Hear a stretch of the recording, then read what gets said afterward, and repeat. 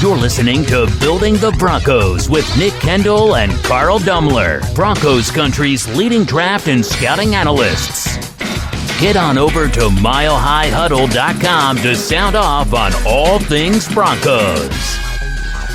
All right, we are just going to be waiting here for the final Facebook group to get logged in here as Nick is trying to do some of the behind-the-scenes work for us today. Man, we'll see if we can survive here without John. So, yeah, we're good? We're good. All right, well, welcome into Building the Broncos. We are on we got this Tuesday and next Tuesday before the draft. Oh, my gosh. It's exciting times. 9 days. Man. It feels like, you're just about to get off work for Christmas, your little kid, and it's about to be winter break, but everybody's waiting for December 25th. And the best part is everybody gets gifts, and also it's 3 days. It's like somewhere between John would hear, he'd appreciate this, but it's somewhere between Hanukkah and Christmas, right? Yeah. And we're all hoping for a miracle either way, but I'm really excited. I'm really excited for the speculation to end. I feel like a lot of people kind of, at least early on, we know where you stand. And there's only so many times you can give data and give your opinion before somebody's like, okay, I've heard it. Let's move on. But, there's still content to discuss. And, once it's one of those things where it's like, okay, I wish it would get here. It's just like Christmas. I wish it would get here. But once it's over, it's like, well, now what? Yeah. I will have to say, first day of the draft is my birthday.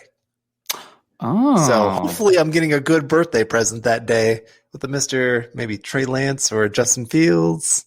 Maybe. You're going to get Najee Harris at pick 9. Worst birthday ever. Yeah. Oh, man. I took my wife to, I know this is a side story, but to the Avengers, not the end game, but the one before that, where everybody, like half the people died. Infinity War. And that was her birthday when that came out. And she's like, Carl, this is the worst birthday ever. She's so mad. Oh, but well, who doesn't make me mad? People in the chat, all our friends in the chat. We got Robert Kitchens in here. First go Broncos, Avs, Nuggets, Rockies, and Buffs. So hitting all of them there. Not DU. What's up with that? No, I was kidding. We got Sebastian coming in with the San Francisco Giants rocking there. I need to get to that stadium, Carl. They say it's like the prettiest in the country, so I'll have to check it out. Dennis Elliott's in the house. How you doing? Good evening, Broncos country. Stay put at 9. We'll see. And then we got Charlie Beagle, an OG. He doesn't always agree with what he says, but I absolutely love Charlie Beagle. And it's really good to see him in here still. And Charlie, you always make me laugh. Very funny. George Newton, be interesting to see what happens, to see what is there at 9. Can't wait. That we'll see if the Broncos will be there at 9. And Dennis Elliott, it will be an impact player. I think Dennis is probably on the non-quarterback boat based on the wording there, because I feel like a lot of times the quarterback is more about down the line rather than the impact. And it's kind of like what the Broncos did in 2018. Like, well, do we want to take the quarterback or do we want to take the impact player in Bradley Chubb? Like, no, don't get me wrong, Bradley Chubb was great, but maybe should have taken a swing on a quarterback. I don't know. That's hindsight bias there. Right. We got Jay Kozad in the house too. We're going to talk about this today, Jay. So hold your horses. Right. One more for Dennis here before we get going too far. I didn't think Von Miller would be there, but when he was drafted, but I would be shocked if Lance is on the board. Well, Von Miller went number 2. So are you telling me that you thought Von Miller was going number 1? Because maybe he meant Bradley Chubb. Oh, yeah, that could be. That would make more sense. I want to ask something. So we got a Jacob Roper and a Jay Roper. Are they brothers? One's on Facebook, and I feel like Jay always comes in on YouTube. So maybe the same person. They kind of look similar. They got curly hair gang, Carl. I would say similar. The same person. Or brothers. So we have Gavin Cole in the house too. Michael Carmelini nailed it. He said I got it right on Twitter, and you got it wrong. So Vaughn was the second pick. Michael, good to see you in here again. And he said, okay, going to YouTube. So there's your answer. Oh, okay. Okay. Same guy. Oh, man. Dylan in the house too. Paul. Love you, Paul. How you doing, Paul? Oh, no, Diamond Rattler here to give me a hard time. I'm back, Nick. He was obviously it's my second show today, so he was giving me a hard time today. But you know what? I feel like some people are really maybe insecure with their takes, and not to throw too much shade at people, nobody specifically, but if you can't handle a differing opinion about the NFL draft, you're not going to go very far in life. I know it's just the NFL draft, but it's such a subjective thing that if you can't handle a different opinion here, I don't know how you function as a functioning member of society, right? So until you come out with this, Mac Jones for pick 9, get out of here, Rice. No, I'm just kidding. But we should probably get to some matters of business. The chat is coming in hot. We already got 130 eyeballs. I guess double that in here, and only 9 likes. If you guys are watching right now, drop a like. But Carl, let's get it away here. All right. Well, yeah, we always got to give a little shout out to our presenting sponsor for today. Of course, that's it's Manscaped. Mr. Manscaped. The one Mr. Manscaped. But no, I mean, Manscaped has been our sponsor here for a while, and Nick and I can attest their products are great. That we use a lot of them in different ways. And so listen up, fellas. If you need anything for grooming wise, this is the product to go to. 2021, you want to be looking your best, especially for the draft. You want to be looking your best. I'm going to be using it if the Broncos do something with that Mr. Monkey Tail that's going to be coming out there. And so make sure that you guys are getting that new me, new mindset. And the best way to really do that is through keep their male grooming on point. If you let yourself go in 2020 while in quarantine, Manscaped is here for you to reboot and stay clean and shaved in 2021. Yeah, guys, obviously they have a bunch of great products. I have that cologne actually upstairs in my rotation of a few different colognes, but I really do like that Manscaped cologne. And I have my little travel kit right here. It's just got the essentials, but it's sleek. It's not super heavy. And I put it in my backpack sometimes because, Carl, there's nothing worse than being at work and nobody has like fingernail clippers and you're like messing with a hangnail and then you pull it down and you're just bleeding. And that's small potatoes. I understand that, but if you have your little travel kit here with you, that's never going to happen. It's so sleek. I mean, it's smaller than a wallet, so that's really great as well. Also, I'm starting to get the point where I'm getting that touch of gray going on, but also, unfortunately, a little bit of nostril hairs here or there. So I actually, in the queue, the Manscaped nose hair trimmer. It's time. 30's around the corner. I got gray hair going everywhere. It's starting to be like Littlefinger in Game of Thrones, where it's just like the side hairs are white gray popping up. And along with that comes hair sprouting in places you don't really want. And that includes the nose and like I said, coming down the tracks here, I'm going to get that here very soon. All right. Well, the great thing that's going on right now to be able to help with a lot of those things is you can get 20% off and free shipping with the code HUDDLE at manscaped.com. Your family jewels will thank you. Yeah, guys, once again, if you use the code HUDDLE at manscaped.com, you can get 20% off and free shipping. Once again, that's 20% off with free shipping at manscaped.com if you use the code HUDDLE. Spring has sprung, but you don't want some hair springing and sprung in areas you don't want. So make sure you check out Manscaped to take care of that area, both above the belt and below the belt. There we go. Also, we want to let you know that you can find us on Twitter. You can find Nick at Nick Kendell MHH and me at Carl Dumler MHH. As we get closer to the draft, we're putting out a lot of things out there, and you can find the Building the Broncos pod Twitter account at BTB Football Pod. Make sure you're also heading on over to milehighhuddle.com for all of the great content that we have coming out. I think, what was it, last Saturday we had like 7 or 8 articles come out in one day on the weekend. Yeah, I'm busy. We're in it. We're in this right now. So, I know you've released a lot of things. I just had the Dane Brugler 7-round mock that he put out. I really liked that one. So much work. That was a nice one. Yeah. Can't imagine. I know, exactly. But anyway, so there's lots of great things to go read over there. But also, wherever you're watching this, iTunes, YouTube, wherever it may be, please like, share, and subscribe. These are some of the best things that you can do for us. It really gets all of our work out there to so many more people. We really appreciate it. I see we got 21 little thumbs up already. If we can get that up to, let's go to Von Miller's number. Let's shoot high, 58. If we can get to that number, that would be huge for us here today. So we really appreciate it. But make sure that you're going over there, doing all those kind of things for us. And we're going to have a great show here today. I'm excited about today's topic. And it's draft. How could you not be excited? But we got a lot of things to talk about here. And so let's jump into it. And we already got our first super chat coming in from Mr. Boom. Boggins. There we go. And really appreciate that there, Mr. Boggins. Which Syracuse defense back would you draft this year, Nick? Are you just talking about in a vacuum or like where they're expected to go? Right, because I think even if Fatu Melifonwu is not the best scheme fit, maybe a little bit more cover 3, he's probably the best of the bunch. And if I'm going to pick any of them, I'm going to take the best guy, even though he might be more of a cover 3 corner. If I can take any in the round they're projected, I'm probably leaning towards Trill Williams. He played a lot of slot for Syracuse. I don't think that's his role in the NFL. I think he'll be more boundary, but I think he's got off coverage. He's got some length, maybe a little bit. I mean, we're just talking physics here, right? He's a little top heavy, right? He's so long, and typically those cornerbacks that are so tall, he can have sometimes a little bit of stiffness in the hips and some issues change the direction. But for a guy with his size and length, it's not like he's, Israel these other South Carolina corner who's, I cannot pronounce his name right now, but pure cover 3 guy. That's not him. He can do a little bit of off coverage stuff, and I think he'd be very good in a cover 4 defense. So, and also Cisco, I mean, good safety. I don't really think he's a good scheme fit for the Broncos. I mean, if they took him, I'd be like, okay, well, you're probably going to use him more as, while it is a split field safety, typically one of the safeties has a little bit more ground just because the ball's not in the center of the field most of the time. It's on one hash or the other. So, I don't think he's the best fit. I probably would go Trill Williams, but a good question. I mean, UCF and Syracuse had some good defensive backs this year, man. Yeah, for sure. All right, we got Mohammed Badri coming in here with the super chat. Always looking fly in his Mile High Huddle gear right there. You guys can go find that, of course, all that swag at our. I'm trying to remember what it's called. I'll pull it up here. We'll get it pulled up here in just a bit. But good to see you and Braun. Good to see you, Braun and St. Carl. Mohammed, good to see you as well. Really appreciate you tuning in here this evening.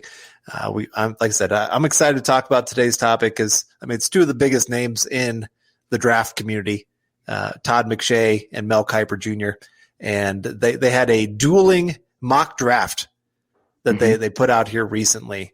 And so they had, well, I guess it was in dueling. It had one take a pick, then the next take a pick. And so it's kind of back and forth of who got what pick. And so I guess first round pick, there we go, huddleuppod.com. That's where you can get all this kind of gear that we got going on right here. And always good thing that's out there for you. But first round, he had the Broncos staying at pick 9, or they both had the Broncos staying at pick 9 and getting Mr. Trey Lance. I mean, man, that would be the dream. To not have to give up extra draft capital and get one of the top tier quarterbacks in this draft. Hard to beat that. And I think also in the draft, they also had like the probability of that guy being there based on all the other mocks that ESPN has accumulated so far. And I think Trey Lance only had like a 5% chance of being there. So really it is one where you probably have to, if you do like Trey Lance or Justin Fields, you probably don't want to wait until 9 to have that guy fall. You probably do need to at least move up to 7, right? Like I feel like Detroit and pick 8 with Carolina, those are prime opportunities for the Broncos to be sniped. There's a lot of talk that Washington football team has goo heart eyes for Trey Lance and potentially New England with Justin Fields. So if the Broncos don't get a quarterback, I won't be too upset, right? Because I do really like the top 4, and it's more about them than Locke. But don't have to say that 100 times. But if they get sniped, like let's say both quarterbacks are available. Let's say Mac goes 3 and then there's a run of non-quarterbacks and you have Justin Fields and Trey Lance there at 7 and then one goes 7 and one goes 8. I'm going to have a meltdown on air. I'm an ugly cry. No doubt about it. Yep. I think you're going to see a few of us that do that. That's for sure. It'd be a very, very tough day. Before we move on to the second round pick here, and we're going to be talking about them all, but I wanted to get to a couple more super chats before we lose them or anything like that. But we got In the Shop with Willie coming in here with a super chat. Very cool vehicle there in the picture. I just want the draft to be over. Also, horse. Yeah. Rooster, padlock. There we go. There you go. Good Speaking call. of Manscaped, we got Michael coming in here also. Smash the like button. I feel you, Willie. I mean, we want the draft to get here, but we will miss it a little bit. Do we have to talk about the draft? Willie, we'll throw some, just lead us. If you give the super in here, we're going to get to it. So if you want some non-draft questions, there's your chance. Yep. We got Clifton Harris coming in here. Building around Locke is like building a 30-story structure with a cracked up foundation. Trade up. Clifton, that's not very nice. I do not disagree. We'll see. We will see. Let's get to Mr. Boggins here again. Why is Bolton still a first-round projection, a 4.61 Ross? I think it's probably a little bit a case of a linebacker who is projected first round pretty early on. And linebacker's a position too, where it's obviously you want to have athleticism, but you don't, there's a point of like limiting return, right? Like there is a little bit of mental processing and physicality that linebackers, you can be a great athlete, but you have to have those other things too. Jared Davis, right? We just saw a great athlete running around out there. Didn't have it, at least for the processing standpoint. So I could see Bolton cracking the first round. He's very kind of, I think, team specific. And if a team needed that kind of true stack linebacker, I could see it. But he's a great example of why you probably shouldn't take a first-round linebacker in this season, because somebody's going to be there day 2, and you're going to get probably a quality starter. You don't have to use that premium resource on an off-ball linebacker in this class. Right. No, you're right. A lot of guys I like more than Nick Bolton. I mean, I wouldn't mind if it's Nick Bolton in the end that the Broncos pick, because he's a good player. But you're right. I wouldn't want to take him there in the first round. That would be pretty upsetting. Cody Potter coming in. Of course, hey, guys. Cody, always good to see you. And it's just always fun to have a lot of these familiar faces have been here pretty much since the beginning, since we started doing the live shows. Always cool to see. Mike S., hello, Broncos country. Yeah, Mike's been around as well. We got Nino Cristoso coming in here. Broncos need a middle linebacker. We passed on Devin Bush last year. Micah Parsons will be ideal at 9. What y'all think? You probably didn't like what I just said. Just like this is a deep linebacker class, right? You can get Brandon Browning, you can get a Zaven Collins, you can get a Cameron McGrone. Derek Barnes finally starting to get some hype. Nick Neiman, day 3. Surratt from North Carolina is another one. So it's a position where you can get some guys that late. Now, if you do want that true like freakazoid athlete, go in Micah Parsons at 9, fill in a Devin White role, more Devin White than Devin Bush. Okay. Right. I do not know if the Broncos are leaning that way. I think a lot of people are connecting dots saying like, well, they've addressed everything else on defense. Let's just go with the number 1 linebacker. It doesn't sound like the Broncos are leaning that way because of the off-field concerns. Might not even be on their board because of that. I haven't had that confirmed, but a lot of people have hinted at that. So I wouldn't love it. And it also plays a devalued position in general, but I hear you, Nino. I mean, I understand the call for a linebacker. It's just not what I would advocate for or do personally. Right. Well, then we have Contender View coming in with a contending view to that. I don't want Micah Parsons. He is overrated, relies on his athleticism too much, and not that instinctual. Mm-hmm. Yeah, well, I mean, and this is the big thing with a lot of, especially the top defenders in this draft. You're having to do a lot of projecting. Caleb Farley, probably the most gifted cornerback in this entire draft. I don't even think that's really much of a question. He's the most gifted athletically. Same with Micah Parsons, most gifted athletically linebacker in this draft. But both of them are raw for the position. There's a lot of things missing on the tape that you'd like to see. There's injury concerns with Farley. There's off-the-field concerns with Micah Parsons. Yes, there are times where you see him not doing a great job of really reading the play and at times falling for those fakes quite a bit, which is why I question a little bit of his ability to handle dropping back in coverage. Because that's a lot of what you have to learn is those instincts of just where to sit in the zone or what kind of route they're going to be running. I just question of whether Micah Parsons can really reach that full ceiling of what he could bring to the NFL. Athletically, yeah, off the charts. He'd be one of the most athletic linebackers day 1 in the NFL. There's no question about that. But athlete and football player are 2 different things. Can he have the athleticism meet up with becoming a football player? That's a huge question. Yeah, and you're both with Farley and Parsons and some other guys. I mean, it's because of the opt-outs. It's such a weird year. So are you in growth? How a player grows is not linear, right? It's steps. Sometimes they take steps, 2 steps forward and 1 step back. So Micah Parsons 2 years ago, the 2019 tape, you could see he was still kind of figuring out what would he have been this year.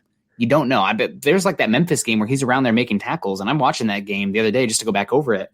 And there's like a double jet reverse, right? Or a double reverse where like they kind of fake one and then the other guy comes. And Micah Parsons makes a tackle 8 yards down the field.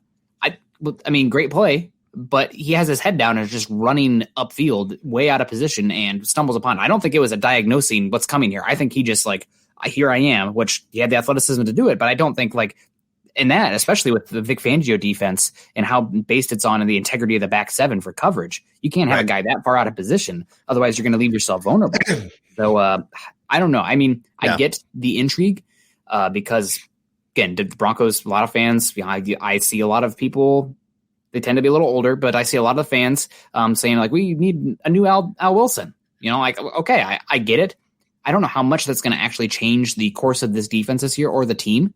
Right. Especially until you have a quarterback. And if you believe in Drew Lock and you think he can become a perennial top 10 quarterback, which I think is unfortunately the bar in the AFC West, right. Good for you. I guess I'm not there based on what I've seen and crunching the numbers, but things happen, man. That's what makes football so great. These differing opinions and the fact that all these people, you put on all this research, all these great minds, people that are getting paid millions of dollars to make these decisions, they're wrong so often because you can't predict the human element. So stand by your conviction, man. That's all I can say. If you disagree, God bless you. I'm for it. Yeah. We got Tim coming in here too.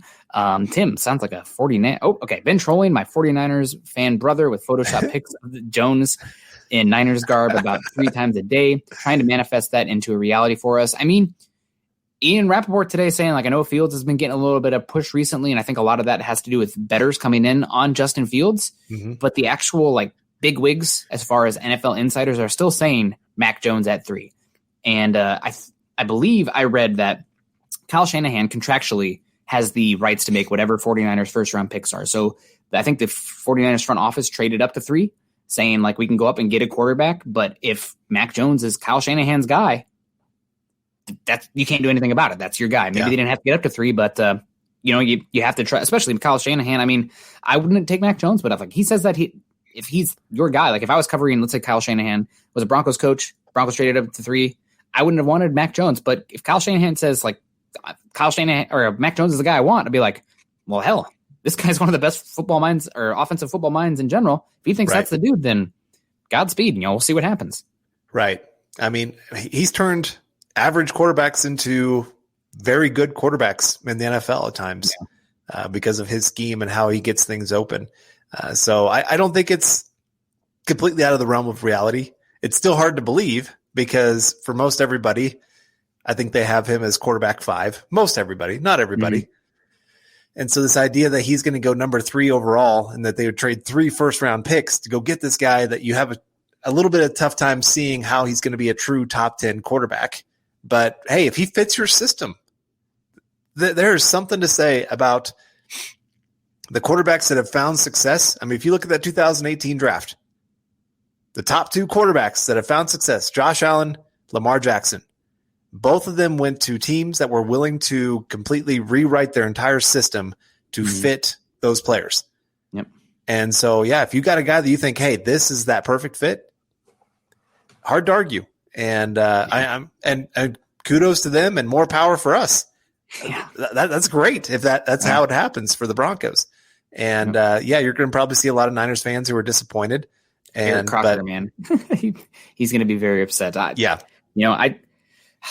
I think, and I've said this before, but I think I was burned so bad by Josh Rosen and a little bit Dwayne Haskins, not as much, but that the pure pocket quarterback, I'm out. I'm out for now. I think the game is going to a point where if you have a pure pocket quarterback, he either has to be Tom Brady, Drew Brees, Peyton Manning level brilliance, or you have to have no weaknesses on the offensive line. And my God, what a thin line to walk, right? That's just trying, you're trying to win a boxing fight with one arm tied behind your back. I'm not going to put myself in that situation. We got Andy Cowhick coming in here. Andy, good to see. It looks like, again, the band of brothers there. I can't really tell. It looks like if you are in service, thank you very much. A small thumbnail picture there. Hard to tell. But coming in here with the super chat. Which running back would you like better for Denver between Harris and Williams in the second? Also, can we expect some Nick versus Zach fireworks during the draft stream? I'll grab my popcorns. Man, Zach's ducking me, man. No, I'm just kidding. I respect the heck out of Zach, and I respect the heck that I don't think he gives a hoot about what I have to say because he's sticking with his convictions and what he believes, and we'll see how it plays out.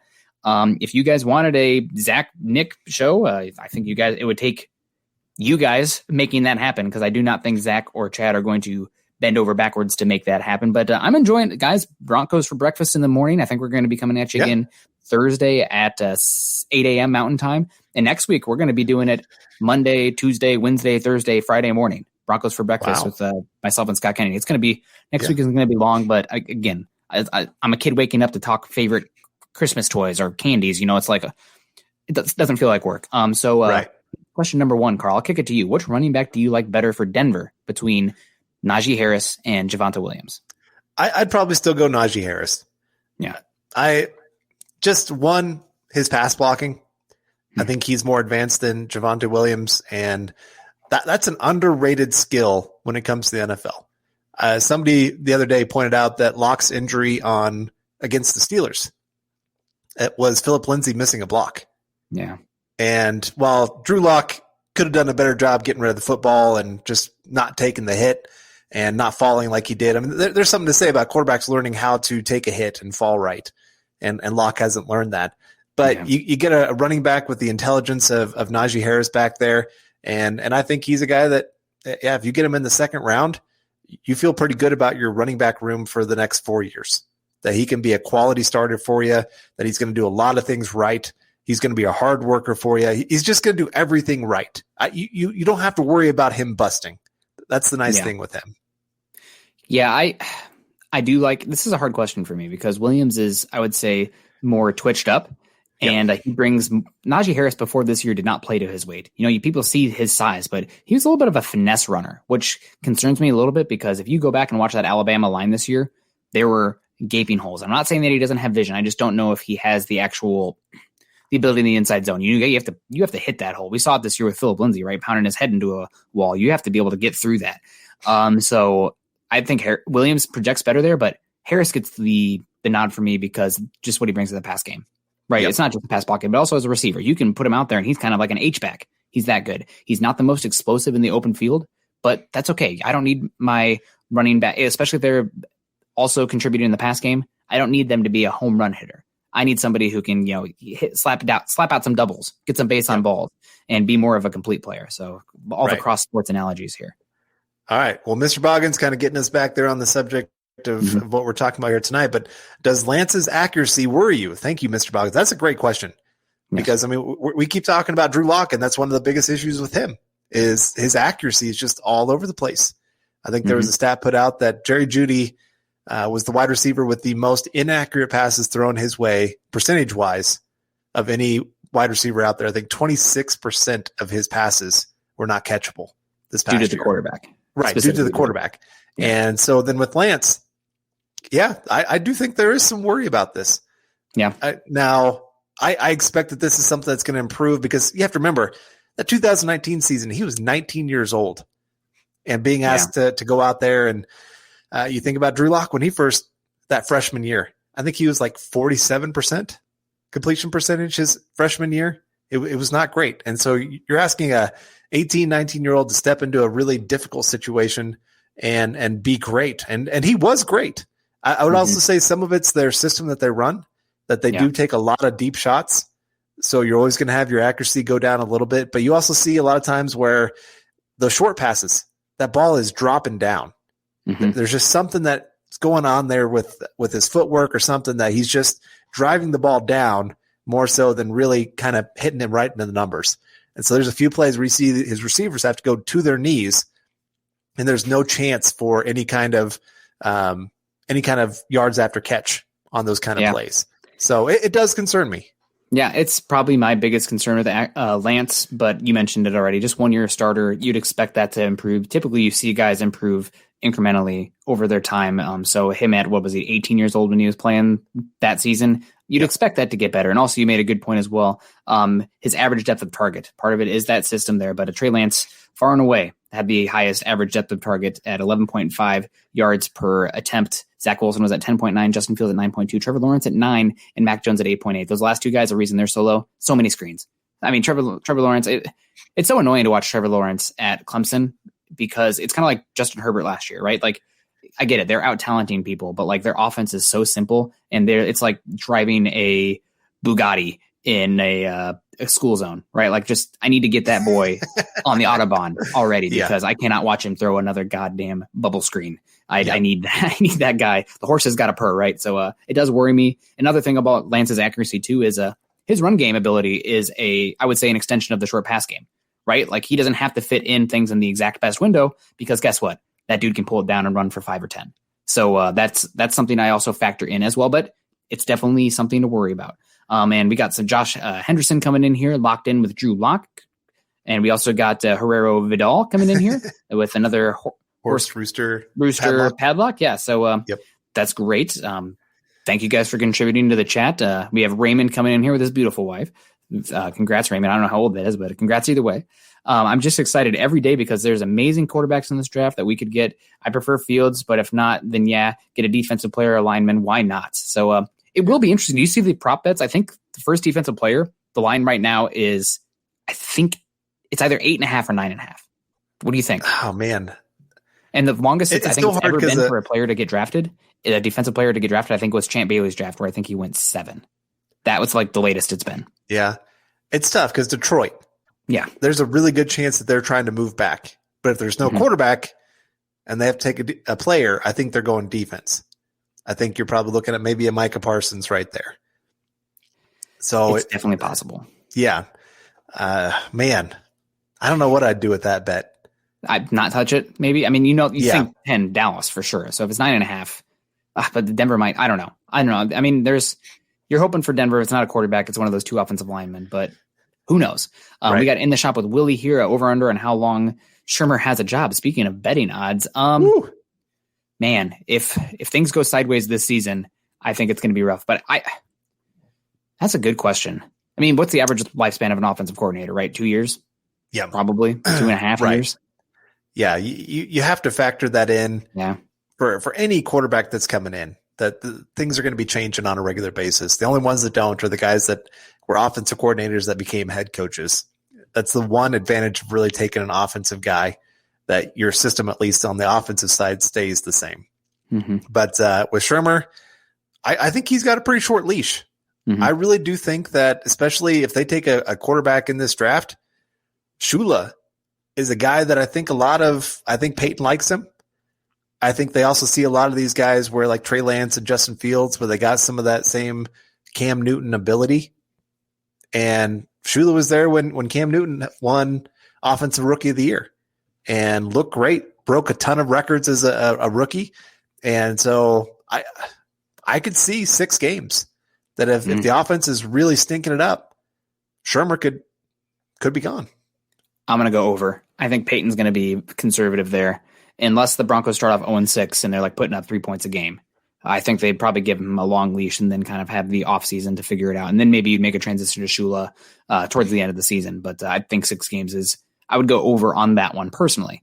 We got Jay Kozad coming in, who's always been always contributing to the chat as well. If the Broncos were really in high on lock, they wouldn't have gone to the quarterback pro days, and they would have just squashed all the rumors. Well, this probably goes both ways, right? Like, they're interested in a quarterback, pay attention to their actions. We're right on Matt Stafford. Deshaun Watson was somebody they were very interested in. Yep. Didn't end up getting them, obviously. And now they're putting in a lot of work on most of the top quarterbacks are obtainable. Right. You know, like, it doesn't take a rocket scientist. And I think if you're saying, it's due diligence, like, you're not sending that many people to that many pro days for pure due diligence, right? Like, you're evaluating your options because Locke hasn't been good enough. And if that also doesn't mean that Locke is terrible, or that if they don't get a quarterback that, the season sunk, because there is still obtainable upside for Drew Lock. I think he could become a top 20, top 15 quarterback that has value, especially on his rookie contract still. You got 2 more years of that. But you're looking to upgrade. I mean, it's just they're looking to upgrade. And I'd say this is also, you could be trying to light a fire under Locke too. Mm-hmm. Let him know, hey, you got to do something here, buddy. Just because you were a second round pick, just because you went 4-1 your rookie season. This is a new regime with Peyton. Yeah. And if he wants to go get his quarterback, he's going to go get his quarterback. So, shape up or ship out. Yeah. Yeah, no, it's if you don't have one, it's tough too. Like, who has Shermer even had at quarterback, right? Like, the last time he had a good quarterback was Donovan McNabb when he was, back in the early 2000s with the Eagles and Andy Reid. So we got Javon Eaton coming in here, rocking he looked pretty fly there with the matching hat and shirt there, the green. It's a very small thumbnail, but I'll call style out when I see it. I got the way too much Broncos going on here with the helmet hood.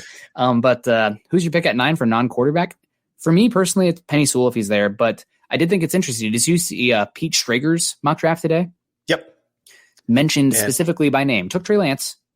Mentioned specifically by name Rashawn Slater, who is too bad John's not here today because he'd be like screaming in the background because he loves himself some Rashawn Slater. But what do you think? I think it's the 2 offensive linemen. Yeah, they'd be the top choices. It fits a need for the team, possibly now and in the future because you just don't know what Juwan James is when he comes back. And beyond that, you have a huge need at swing tackle. Mm-hmm. I know Calvin Anderson had a couple moments here and there, but he is not good enough right now to sit there and say we're not going to take a tackle here at pick 9. And like I said, you got to look to the future because Juwan James, he's on a 1-year contract. He wants out. Broncos want him gone. You got to find a new guy for the next season. So if you can find a top tier guy, if you can't get a quarterback, well, get your bookend tackles that can protect any quarterback that's going to step on the field and feel really good about that, especially with Mike Munchak. I mean, you feel like he can turn a average player into a good player into a great player into a Hall of Fame player. Mm-hmm. That's what he brings to the table. So I'd be good with that. If we're talking defense, probably the only defensive player that I would be okay with would be Jalen Phillips. He has the high upside at a premium position, especially with Von Miller most likely gone next year. Malik Reed probably gone next year. It is a position of need right now. I could see them talking themselves into Patrick Surtain. I know that he's not the ideal scheme for what we've seen from Fangio, but Fangio has been malleable with what he has historically. Not really using a box safety, but at least from cornerback, whether it be press or off. I mean, we saw it with Prince Umukamara, played a heck of a lot of press with him over there. Right. And Patrick Surtain in a year where the draft is as weird and volatile as it's ever going to be, and you're already talking about something that's weird and volatile, Patrick Surtain feels about it as safe of a bet as possible. Now, is he going to end up being an all-pro cornerback? I don't think so. I don't think he has that level of twitch. But, he's extremely safe, and if you can get that guy on 5-year contract and lock down one of the hardest to find positions at a position where you cannot have enough guys, I could see it. I know that Eric is probably, he has a twitch in his spine right now hearing me say that out in there because I know he really is hyping on the Patrick Surtain or has been scheme fit, but everything comes full circle draft season, right? I was kind of like off it, then I was on it, then I was off it. I think it makes sense, but it's kind of like, you're hitting a double and not really hitting a homer. So right.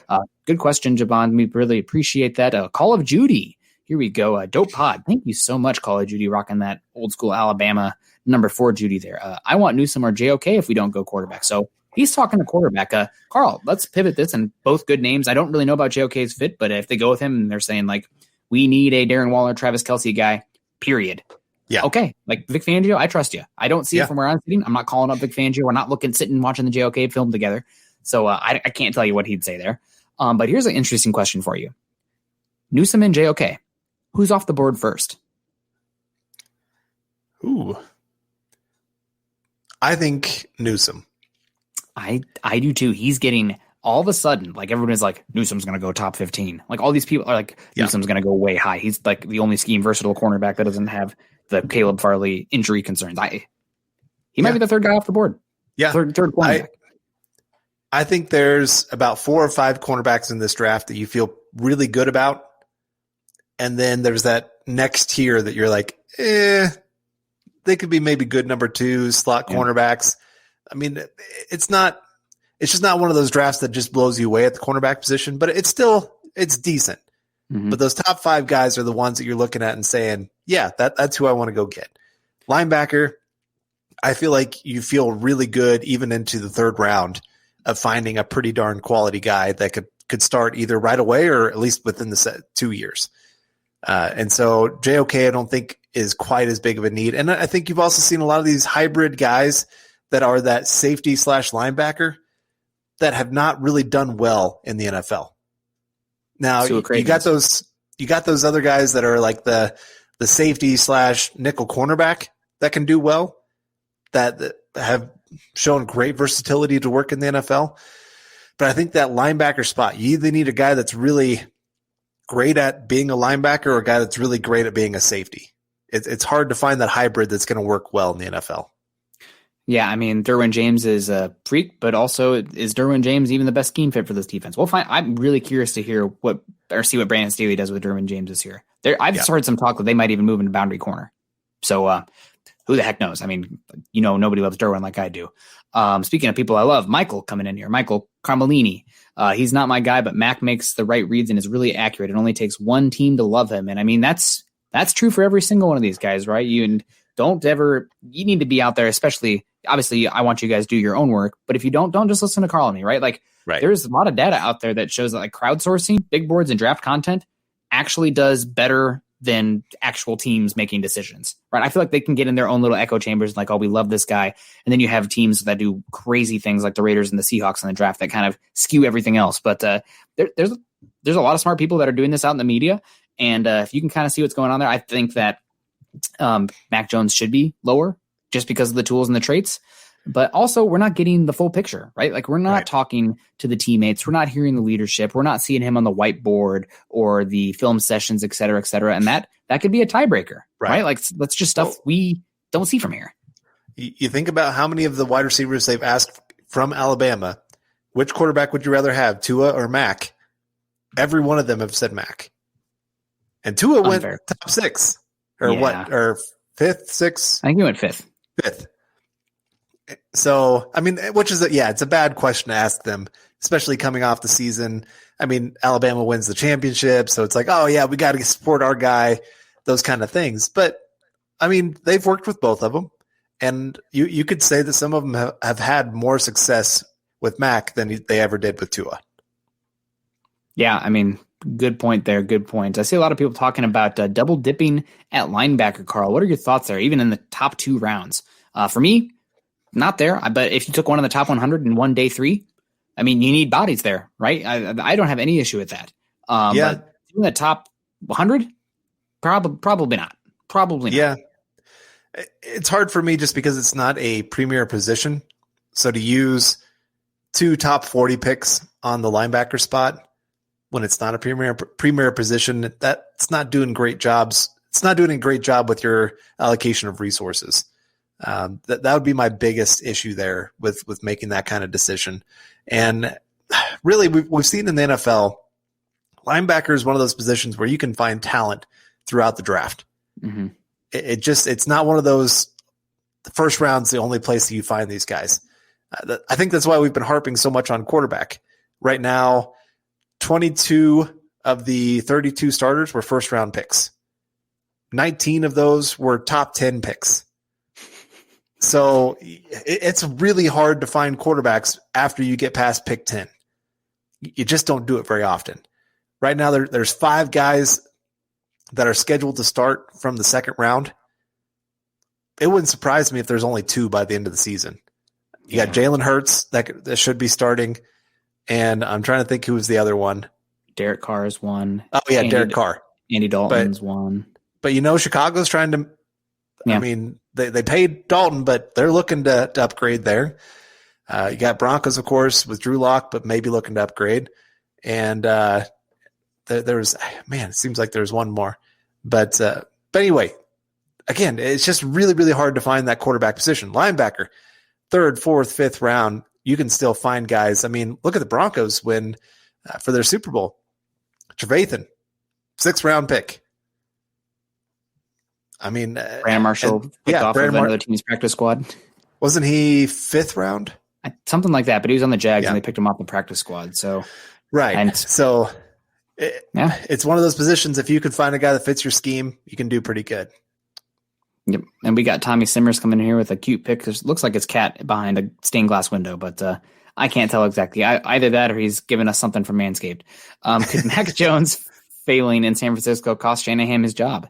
Absolutely. Yes. I mean, they've had like one winning season, 2 winning seasons in his time there. And obviously they went to the Super Bowl that one season. This last year, the Broncos or the 49ers were the one team to have more injuries than anybody else. I mean, you could argue either way.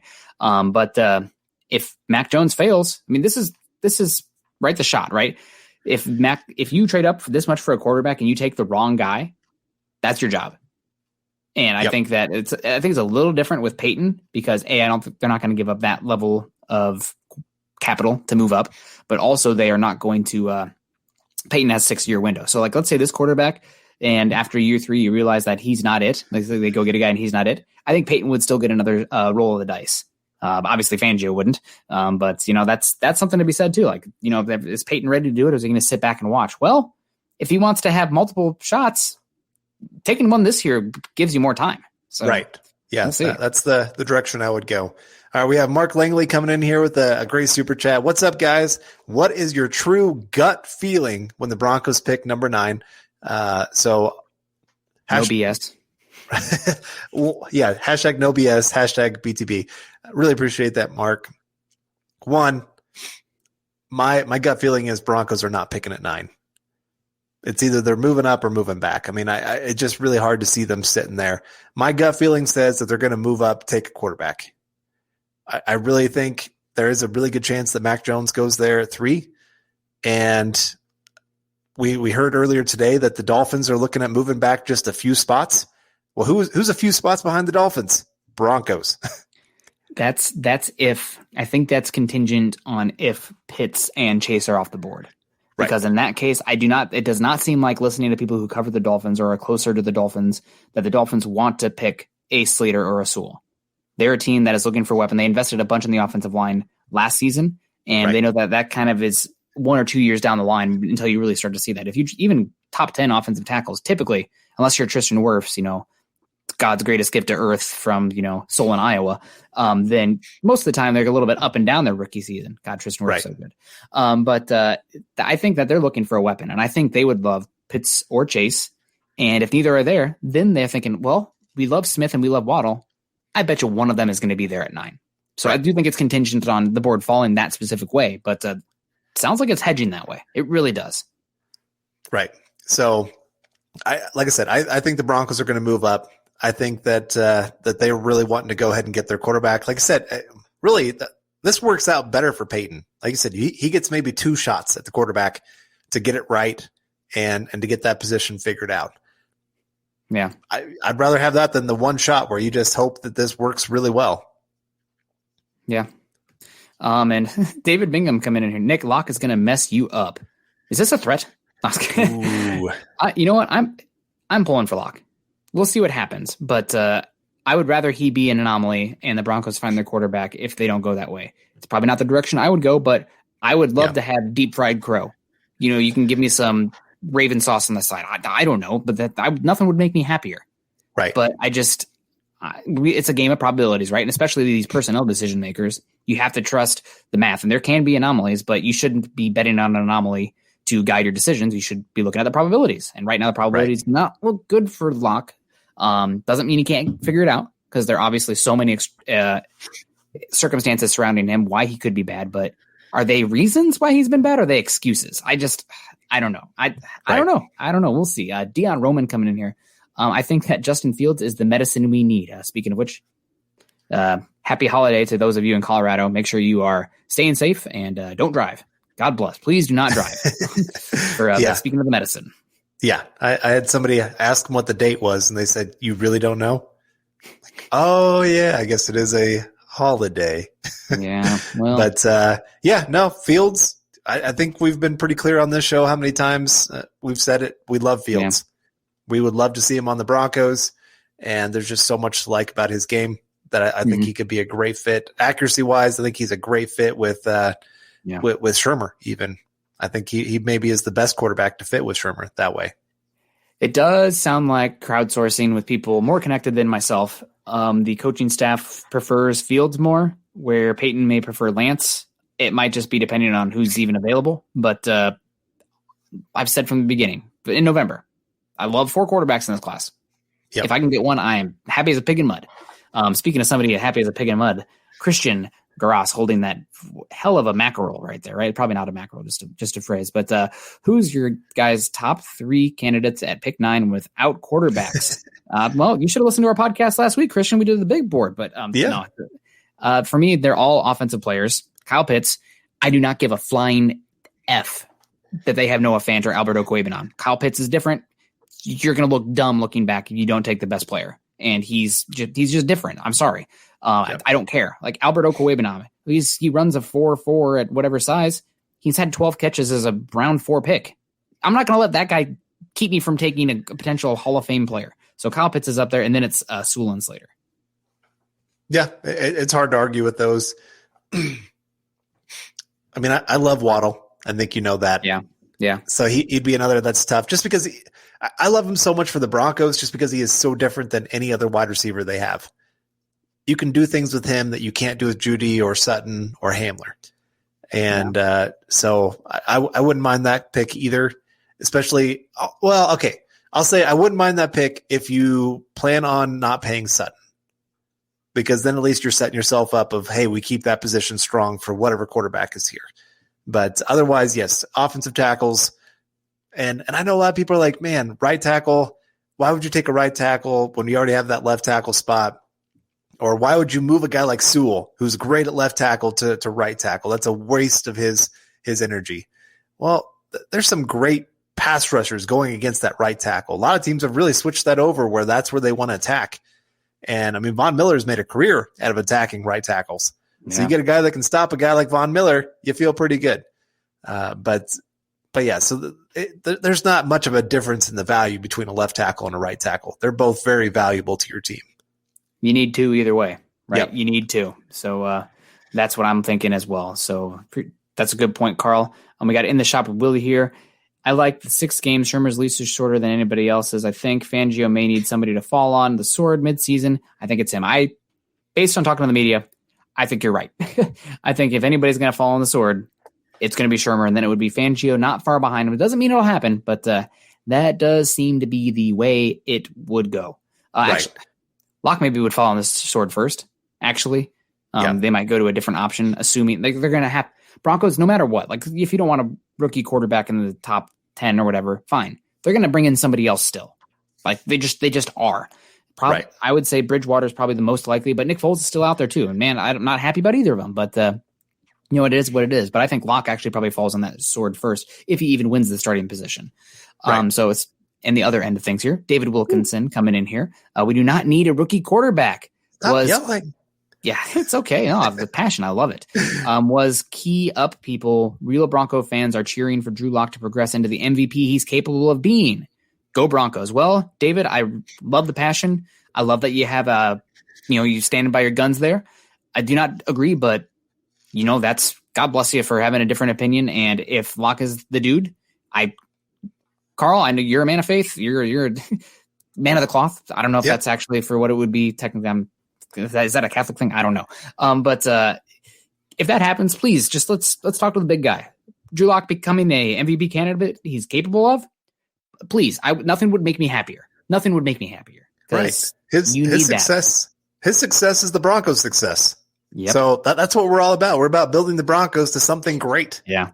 And if that means that we're wrong in the process, then hey, that's great. Wouldn't be the first time. Yeah, exactly. I mean, I was a big Paxton Lynch guy. I'll keep saying it. That was pretty bad. Tim Hall coming in here. Shrimp.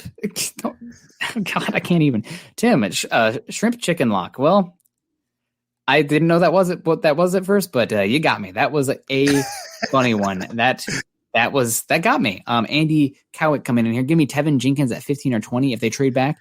I won't lie to you. I am very much nervous that Tevin Jenkins is going to be a Raider. There's a lot of smoke pushing that way. I would be very upset because I love him and I don't want to have to hate him. But it feels like that's a very possible outcome, unfortunately. Yeah. So We'll see. Here we go. Facebook user coming in here. Thank you, Facebook user. What a unique name. Mike Carl's pass rusher equals Phillips as long as medicals check out. God, just the medicals, man, right? It's right. How could you know? How could you know here? That's the tough part. I mean, without the medicals, he's a top 5, top 6 pick in this draft. I mean, premier pass rushers, if you can get them, boom, you go for that. That's awesome. And you are very happy with that kind of decision. But yeah, if you don't know if that guy's going to make it to a second contract because he keeps getting head injuries and has to retire early because of concussions, that's a lot of investment in a guy that's going to be pretty big high risk for getting more and more concussions. And this isn't a negative, but it is something that is worth pondering on, is Jalen Phillips has not a side hustle, but interest in music production. And he's talented at that. And if he gets one too many concussions or one more, maybe he's like, you know what? Got the signing bonus. I'm going to go for the music industry now because it's not worth it. Not worth the long-term health of my life and my longevity. And, good for him. Guys should have interest outside of their job. I mean, hello, here I am doing this as, have a different career. But that's fine. But it is something that when it comes to the draft, it's something you do have to at least think about. So we got Muhammad coming in here with a super sticker. I'm guessing it's a pair because Muhammad Badri, name a better duo than the pair working out with Muhammad Badri. Unfortunately, John is not here working the 1s and 2s in the background. So I have absolutely no idea to show you what that super sticker is. But Muhammad, I love you. And I appreciate the heck out of you. And thank you for the super sticker. And then we got this really cool idea coming in from Damon Mitchell. Put Albert O at fullback would make the Broncos so dynamic in big formations if we draft Kyle Pitts. So we're talking Noah Fant, Kyle Pitts, and Albert O on the field at the same time. Probably, Judy and Sutton on the outside? Or do you have to eliminate one of them to have a running back since you got a fullback? I'm running 13. I'm running 0-3 personnel.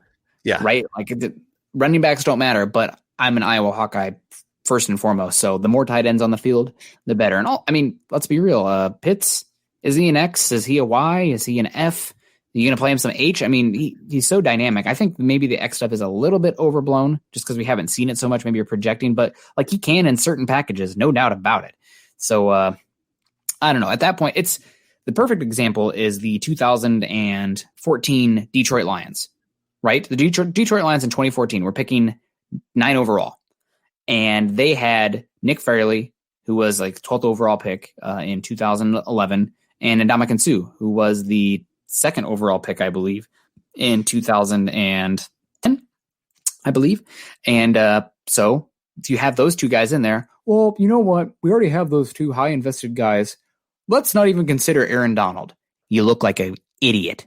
Take the best player. I mean, just don't put yourself in that situation, right? Like when you look at it down the line, 5 to 10 years from now, you look like a fool. You can't have that myopic of a view on team building. You just can't. Right.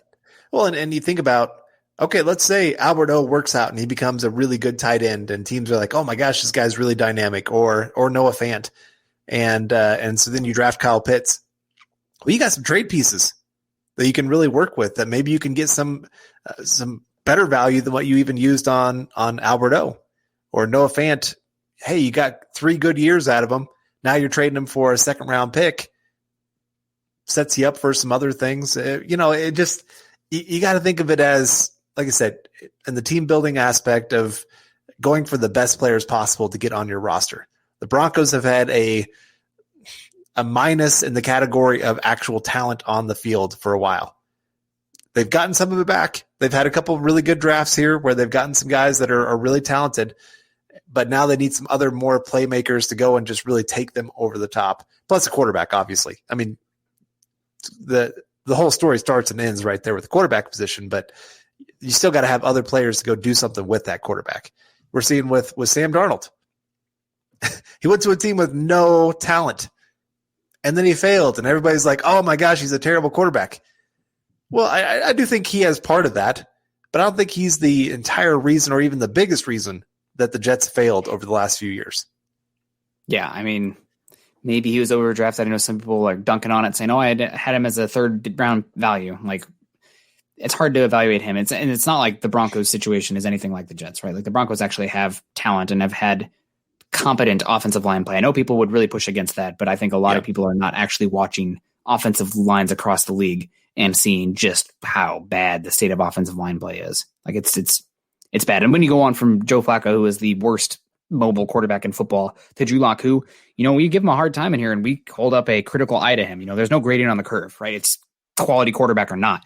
We're tough on him. But one thing I will say is he does not take a lot of sacks, and that helps a lot. He gets rid of the football. Sometimes, maybe not the best decisions, sometimes not the best accuracy, but he's not out there a statue in the pocket, to be cliche. We got Nivell Miller coming in here. The Broncos aren't picking a quarterback. Gosh, guys, if anybody should know by now covering the NFL draft, or us, I guess, don't make definitive statements because you have a real chance of looking foolish. So I appreciate that, but I'm not even making definitive statements. I'm saying I would go for a quarterback, but there are realities where it doesn't happen because shit happens. So John's not here to bleep that out. So sorry, guys, that just is what it is. Right. Again, coming back to it. it happens. They needed those picks and more to fill those upcoming holes on defense. Well, guess what happens when you have a franchise quarterback, Carl? You can pay other guys. No, that's especially a rookie when they're quarterback contract. Yeah, when they're on a rookie contract, you can pay for a defense. Yeah. I mean, the Chiefs just did that when Patrick Mahomes was on his rookie contract. Tyrann Mathieu, Frank Clark. They paid Chris Jones during that time. I'm trying to think who else. Deep. They paid multiple bad contracts for linebackers. Right. That's another thing. That was the point I was going for. You can have holes, right? If you have a franchise quarterback, you get just the Chiefs haven't had a perfect roster any of the years the past 3 seasons. First team in NFL history to host the AFC Championship game 3 years in a row. You know why? Yeah. A great quarterback is like the Dutch boy in the dam, finger in the hole. Maybe some other ones will spring up, but guess what? More fingers. Gonna block those holes. A great quarterback can overcome those weaknesses. You don't have to have a perfect roster if you have a good enough quarterback that can raise all ships. Yeah, raise all boats, whatever. All right, we got Cody Potter coming in here with the super chat. Really appreciate it, Cody. And this is a great question. Compare Lance and Fields and Jones to past quarterbacks. So I'll start with Fields. I thought somebody who was I listening to the other day? I can't remember which analysis out there. The quarterback school guy. It'll come to me. Keep going. Okay. Anyway, he said a lot of people like to compare Fields to Cam Newton. He said, I see actually Ben Roethlisberger. Now, a more athletic Ben Roethlisberger because he's one, Fields is more accurate than Cam Newton. And 2, he likes to use his running around ability not so much to actually go take off running as much as Cam, but to just stay in the pocket and make plays and just have guys falling off of him in the pocket like you saw with Big Ben where take 3 or 4 guys to take him down. And so I thought that was kind of a nice idea of just that Big Ben with the ability to stay in the pocket and stay up and make plays that should have been negative plays, but more athletic, obviously. And I think he's got better touch than what Big Ben had when he came into the NFL. I've always said he's somewhere between Deshaun Watson and Ryan Tannehill, right? Where, the arm talent is good and he can go do stuff, but he wants to stay in that pocket. And sometimes he's kind of the opposite of Locke, honestly, in this aspect. Justin Fields is going to take some sacks that he probably shouldn't have because he's being greedy. Right. He's hunting for big plays. And if you get the big plays, that's great. But you do want to be a little bit careful sometimes getting your offense out of sync and putting yourself in a bad situation if you're taking bad sacks. But, you're hunting, right? You're looking for big plays. And the quarterback guy you're talking about for the quarterback school is JT O'Sullivan. Yes, there you go. So, he does a lot of good stuff. Yep. So compare Lance, Fields, and Jones to past quarterbacks. Honestly, Lance, to me, I've heard the Cam Newton a lot for that one, but I think Kaepernick is kind of a good floor for him. And I'm talking purely Kaepernick Super Bowl run because, the accuracy can be a little bit hit or miss, but he's a heck of an athlete in the open field. And if he gets going, he can be gone, but he's also just as likely to run over you. And he protects the football. And if you can pair all that with a good defense, you can go all the way to the Super Bowl. I like that one a lot. Jones,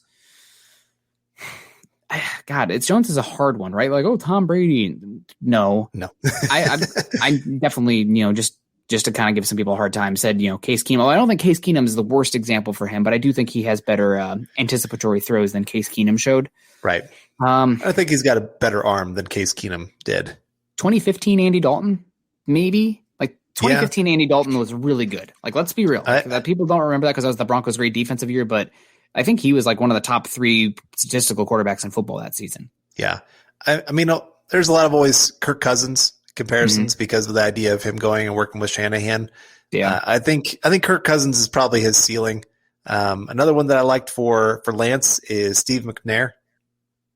Yes. Body type, style, a lot of things really line up on that one. Yeah.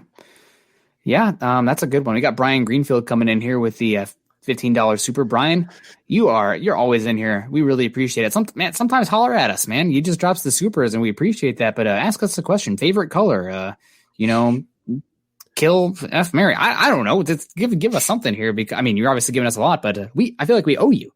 You're always helping us here. So we appreciate the heck out of you. But guys, we got to close that out. And if we missed any of your supers, don't blame me. Blame John because he's not here to defend himself. But But seriously, no producer today. So if we missed anything, please hit us up on Twitter.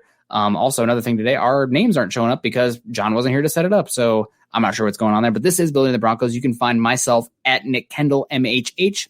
You can find Carl at Carl Dumler, MHH.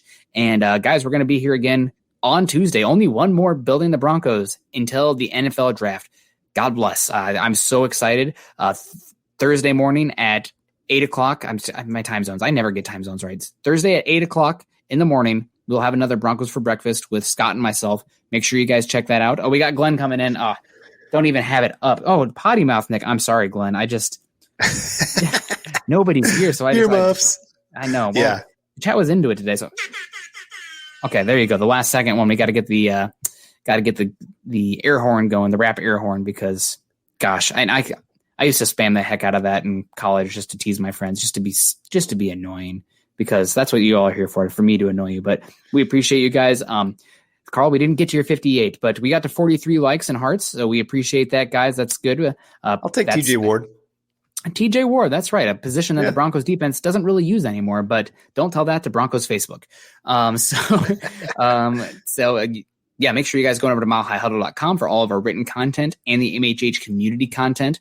Obviously, a lot of draft stuff is going to be there, both pre-draft. It's already been coming down the tracks, but also post-draft. Once the draft is over, that's just a step. We're going to have a lot to break down of how these guys fits, what the expectations are, what the Broncos' new needs are, what the team's expectations are, it's just so much things we've been talking about, all these possibilities. Well, soon it's about to be reality, and we're going to be there to break it down for you guys. Head on over to iTunes and leave us a 5-star rating and a comment. Guys, the most important thing you can do for us on YouTube, like, subscribe, and share if you're joining us via YouTube, or click those thumbs up if you're joining us on Facebook. And doing either of those things, if you're joining us on those platforms, help us more than anything else you can do, right? Unless you're going to get Building the Broncos tattooed across your chest, which great idea, but maybe not. But that would be so helpful for us. Also, you can find us on Twitter at Mile High Huddle and at BTB Football Pod. I know that some guys are still here. We got Clayton saying, love the show, guys. I appreciate that a lot. We got Devin McKay saying Broncos social media fans. Is that a Broncos locker? I mean, Noel Capella, who's Carl and I have talked with a lot, very passionate Broncos fan and draft fan. He sent me that for the wedding. And the wife said, you know what? That's like a nice wedding gift, but I think that one's for you. So we can share it. Thank you very much. We got Joe Manick saying, great show, Cleveland Draft. 12 more likes to hit 100. Oh man, there must be a bunch more likes on Facebook or something we can't see there. So, well, guys, we appreciate the heck out of you. Oh, see, coming in. See, this is the worst. Hangnail at work and you don't know how to take care of it. And I just OCD, like I need to get it off. I'm like biting at it. Just, Yep. One of these guys don't have that issue. But guys, if you are going to go celebrate, make sure you're safe, get an Uber, and love you all to death. And we'll see you very soon. Carl, stay safe too. Love you, big guy. And go Broncos, guys. You've been listening to Building the Broncos. Join Broncos Country's deep divers at milehighhuddle.com to keep the conversation going.